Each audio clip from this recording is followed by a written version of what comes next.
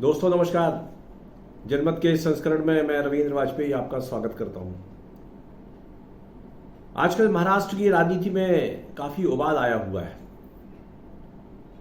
अतीत में जब हम देखते थे कि महाराष्ट्र की राजनीति गर्माती थी तो उसमें शिवसेना की प्रमुख भूमिका हुआ करती थी, किंतु जब से उद्धव ठाकरे ने शरद पवार और कांग्रेस के साथ मिलकर महाराष्ट्र की सत्ता हथियाई है, तब से हम देख रहे हैं कि शिवसेना अनेक मामलों में, विशेष रूप से हिंदुत्व से जुड़े मसलों पर बेहद रक्षात्मक हो जाती है। आप सबको शिवसेना के संस्थापक और उद्धव ठाकरे के पूज्य पिता स्वर्गीय बाल ठाकरे का वह बयान याद होगा जो उन्होंने 6 दिसंबर 1992 को अयोध्या में बाबरी ढांचा ढहाए जाने के बाद, जब शिवसेना पर यह आरोप लगा कि शिव सैनिकों ने भी उस ढांचे को ढहाए जाने में मदद की थी, तो बाल ठाकरे का एक बयान आया था कि यदि बाबरी ढांचे को शिव सैनिकों ने ढहाया है तो मुझे उन पर गर्व है। शिवसेना की समूची राजनीति का आधार हिंदुत्व रहा है। हिंदुत्व ही नहीं अपितु आक्रामक हिंदुत्व। और जिस दौर में वह भारतीय जनता पार्टी की सहयोगी हुआ करती थी, या यूं कहें कि शुरुआत में भारतीय जनता पार्टी महाराष्ट्र की राजनीति में शिवसेना की सहयोगी होती थी, तब कई बार ऐसा होता था कि कुछ मसलों पर शिवसेना का रुख जो है वो काफी तीखा होता था और भारतीय जनता पार्टी उसके मुकाबले फीकी पड़ जाती थी। अटल बिहारी वाजपेयी की सरकार में और फिर नरेंद्र मोदी की सरकार में भी शिवसेना भागीदार रही है, किंतु बाद में महाराष्ट्र की सत्ता को लेकर के दोनों के बीच में विवाद हो गया और उसके बाद शिवसेना ने जिन पार्टियों के साथ गठजोड़ कर करके महाराष्ट्र में सरकार बनाई, वे पार्टियां तो धर्मनिरपेक्षता की पक्षधर हैं, उनकी प्रवक्ता रही हैं। शरद पवार तो पूर्व कांग्रेसी रहे हैं और ये वही शरद पवार है जिनके ऊपर शिवसेना ने एक जमाने में दाऊद इब्राहिम को संरक्षण देकर के भारत से भगाने का आरोप लगाया था। तो कांग्रेस से तो शिवसेना की कभी पटी ही नहीं, दोनों में 36 का आंकड़ा रहा है।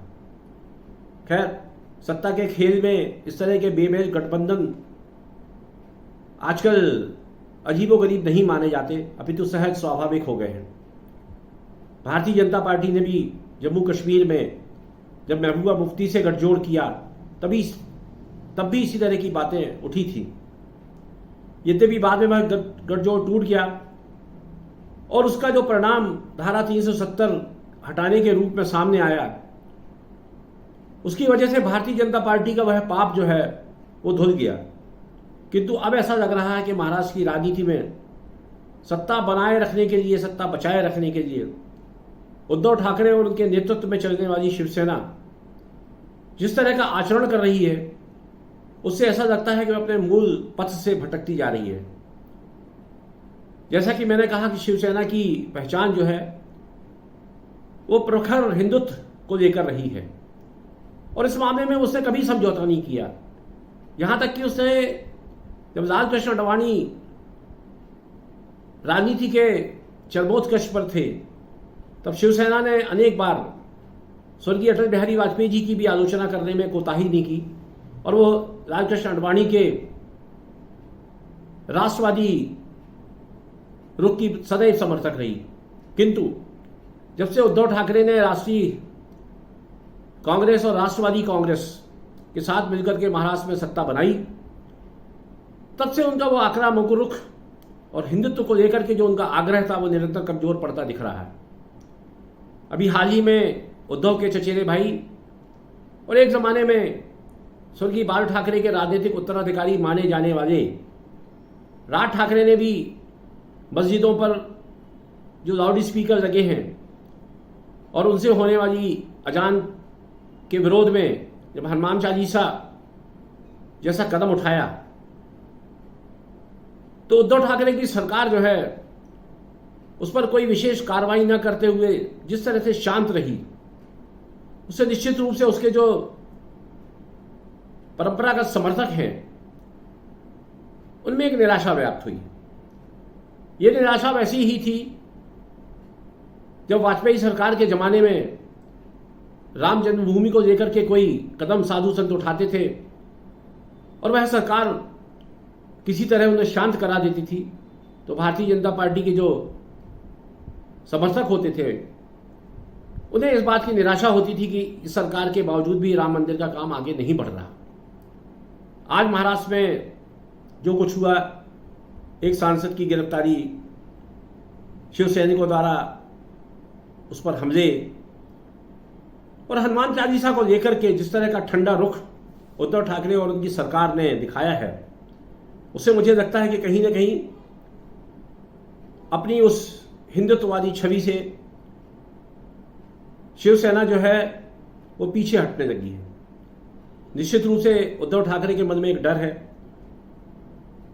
यदि वे अपने पिताजी के बनाए हुए राजनीतिक सिद्धांतों का पूरी निष्ठा और पूरी ईमानदारी से और पूरी कड़ाई से पालन करते हैं तो फिर शरद पवार और कांग्रेस उनकी सरकार से अपना समर्थन वापस ले सकती है। दूसरी तरफ सत्ता की लालच में उन्होंने भारतीय जनता पार्टी के साथ अपने रिश्ते इतने तल्ख कर लिए हैं कि आसानी से दोबारा भारतीय जनता पार्टी के पास साथ उन्हें जोड़ने में बहुत परेशानी होगी। कहने के तो नीतीश कुमार ने भी नरेंद्र मोदी और भारतीय जनता पार्टी से खुलकर अदावत ली थी, किंतु बावजूद उसके नीतीश ने राजनीतिक परिपक्वता का सहारा कभी नहीं छोड़ा। इसके विपरीत उद्धव कभी कभी ऐसा लगता है कि वो सत्ता के बोझ को ठीक से वहन नहीं कर पा रहे हैं और कभी कभी उनकी वाणी में खिसियाहट और खींच भी दिखती है और यह भी लगता है कि वो एक बड़े द्वंद्व में फंसे हुए हैं। हिंदुत्व उनसे छोड़ा नहीं जाता, किंतु हिंदुत्व के प्रवक्ता के तौर पर मुख्यमंत्री बनने के बाद उनसे जिस नीतिगत व्यवहार की अपेक्षा महाराष्ट्र ही नहीं अपितु पूरे देश के शिवसेना समर्थक करते थे, उन्हें निश्चित रूप से उद्धव सरकार से निराशा हो रही होगी। प्रश्न ये नहीं है कि किसी को हनुमान चालीसा लाउड स्पीकर पर गाने की या बजाने की छूट दे दी जाए। प्रश्न यह भी नहीं है कि एक तरफा कार्रवाई करते हुए मस्जिदों से लाउड स्पीकर हटा दिए जाए, किंतु ऐसे संवेदनशील मामलों में किसी भी सत्ताधारी राजनेता का यह फर्ज बनता है कि वह बहुत ही संतुलित निर्णय करे। इस बारे में उत्तर प्रदेश के मुख्यमंत्री योगी आदित्यनाथ की प्रशंसा करनी होगी। योगी आदित्यनाथ भी प्रखर हिंदूवादी हैं, वे तो संत हैं। गोरखपुर की जो पीठ है उसके पीठासीन महंत हैं और उनकी सरकार के ऊपर भी ये आरोप लगते रहे हैं कि उत्तर प्रदेश में वहां के जो अल्पसंख्यक हैं वह उनकी विरोधी है। किंतु अभी जब लाउड स्पीकर वाला विवाद मस्जिदों से संबंध में उठा तो योगी आदित्यनाथ की सरकार ने एक निर्णय लिया कि धार्मिक स्थानों से जो लाउड स्पीकर बजते हैं उनसे होने वाली आवाज उस मंदिर या मस्जिद या अन्य किसी धर्म स्थल के परिसर से बाहर नहीं आनी चाहिए। और इसके लिए उन्होंने सबसे पहले स्वयं अनुशासित होने का उदाहरण पेश करते हुए जो उनका गोरखपुर का गोरखनाथ का पीठ है, मंदिर है, पूरा बहुत बड़ा परिसर है उसका, सैकड़ों हजारों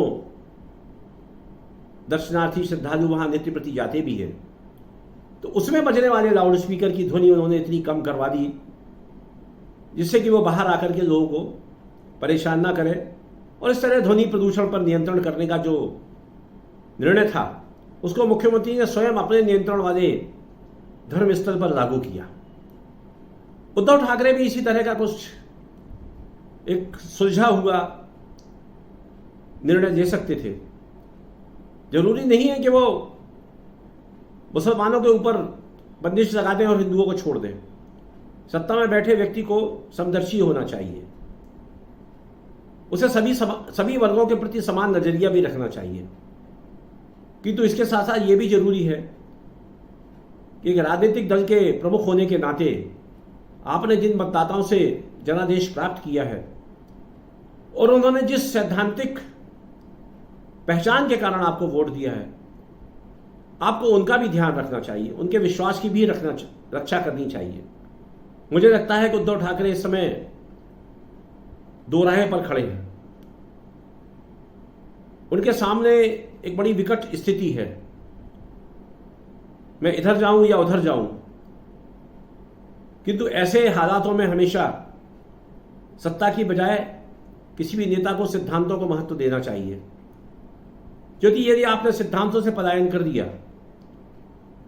तो फिर यह मान के चलिए कि आप अपने जो प्रतिबद्ध मतदाता हैं उनकी निगाहों से गिर जाते हैं, और यदि आपने उनका भरोसा खो दिया तो फिर आपकी राजनीति जो है उसका भविष्य खत्म भी हो सकता है। हमारे देश में अनेक ऐसे राजनेता जो सत्ता के शिखर पर थे और उन्हें ये गुमान हो गया कि अब वे अपनी मर्जी से कुछ भी करने के लिए स्वतंत्र हैं और जनता आंख मूंद कर उन्हें समर्थन दे देगी। किंतु जनता आज के ज़माने में बहुत जागरूक है, बहुत प्रबुद्ध है और बहुत ही सूचना संपन्न है। वो मुद्दों का विश्लेषण करना सीख गई है। ऐसी स्थिति में उद्धव ठाकरे को चाहिए कि वो भले ही मुस्लिम विरोधी होने का लांछन अब अपने ऊपर ना लगाएं, किंतु हिंदुत्व के रास्ते को छोड़ने का कलंक भी ये अपने माथे पर लगाने से बचें। आज के इस संस्करण में इतना ही। कल किसी सामयिक विषय पर आपसे फिर चर्चा करूंगा। तब तक के लिए धन्यवाद। शुभ रात्रि। नमस्कार मित्रों।